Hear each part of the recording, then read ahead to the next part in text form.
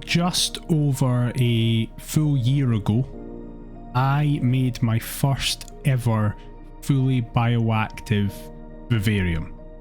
Now, I had previously made a smaller one for a crested gecko that I have named Grogu, and that went really well. However, crested geckos are slightly different in terms of they need height rather than width, so this was the first time I've done, in my mind, a proper bioactive. If you want, you can go and watch the video on my channel right now of me building the vivarium, putting in all the custom backgrounds that I did, picking out the plants, all that kind of stuff. However, I thought it'd be interesting to do a little update and see how after a year, how it's holding up.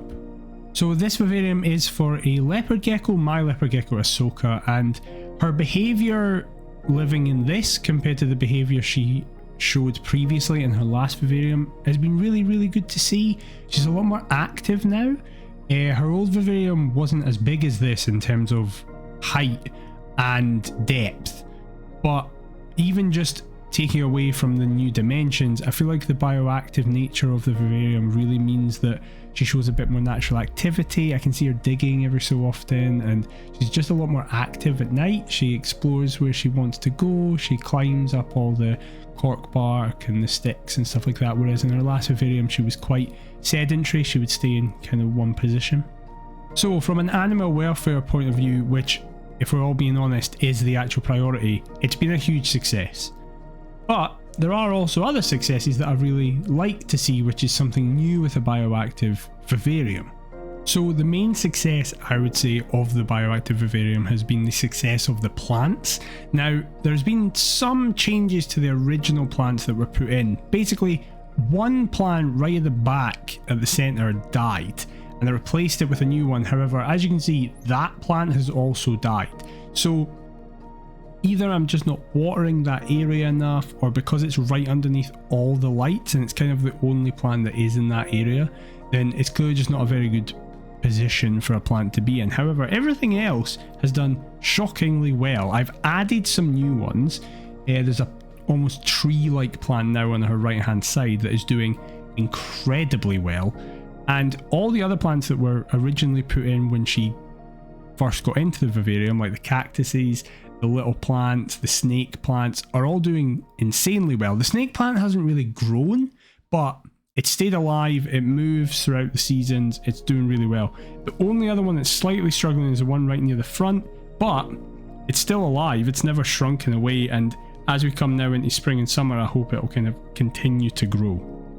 I've also been able to adapt the vivarium as we go on. As you can see, I've added like seed pods and other types of things like that. The leaf litter has obviously gradually decayed throughout the year, so that's been replaced as well, and that actually perfectly leads on to the other thing that has kind of needed to be not updated but maintained more than I thought, is the cleanup crew. So we started with dairy cow and orange woodlice, or isopods as people in North America would say, and very quickly I just recognised, because I saw it happen in front of me, Ahsoka kept eating them.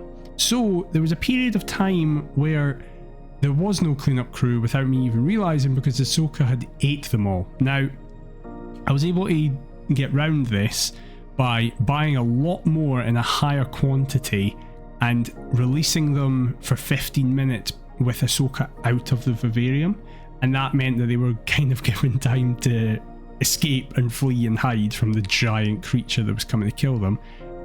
She still managed to get some because she's a demon like that, but generally they have now been able to flourish a lot more. The springtails have been totally fine, as you would expect, but overall, are there things I would change?